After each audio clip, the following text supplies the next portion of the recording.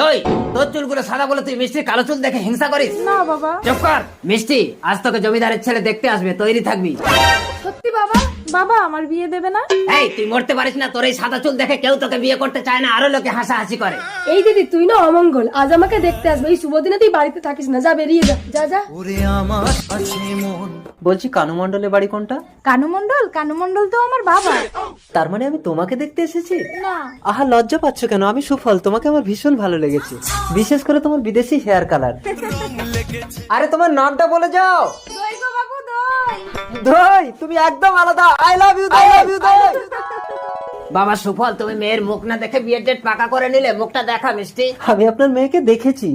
না না, এই মিষ্টি না, ওর মাথার চুলগুলো সাদা ছিল, কি নাম যেন ওর? দই। হ্যাঁ দই, দই, ওকে আমার ভীষণ ভালো লেগেছে। ও তো আমার বড় মেয়ে। হ্যাঁ ওকে বিয়ে করবো। আসি আঙ্কেল। ঠিক আছে 28 তারিখ, তাহলে দইয়ের সাথেই তোমার বিয়ে হবে।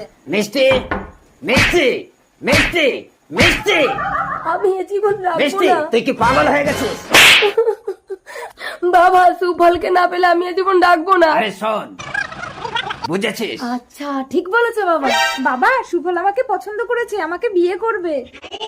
কি হলো বাবা, তোমরা চুপ করে আছো কেন? আমরা তো তোর বিয়ের কথাই ভাবছি। কি রে মিষ্টি, আমার বিয়ের দিনে তুই বউ সেজেছিস কেন, আর মাথার চুল সাদা করেছিস কেন? এবার আমি চুল সাদা করে বউ সেজে সুফলকে বিয়ে করব, তুই বেহুশ হয়ে শুয়ে থাক দই। বর এসে গেছে, বেরিয়ে আয় মা। এবার শুভ দৃষ্টিটা করে নাও বাবা। বাবা এত বুড়ো, সুফল কোথায়? দাদু সরে এসো, তার আগে বলো তুমি কেন বিয়ে করছো? তোমার দিদি কোথায়? দই, সুফল আমাকে বাঁচাও। এ কি অবস্থা তোমার? মাথা দিয়ে তো রক্ত ঝরছে। হ্যাঁ মিষ্টি, কেমন করে মেরেছিলি? ওর তো জ্ঞান ফিরে গেছে। এটাই তো বুঝতে পারছি না বাবা। এবার আমি যা করবো দেখলে আপনাদের হোশ উড়ে যাবে।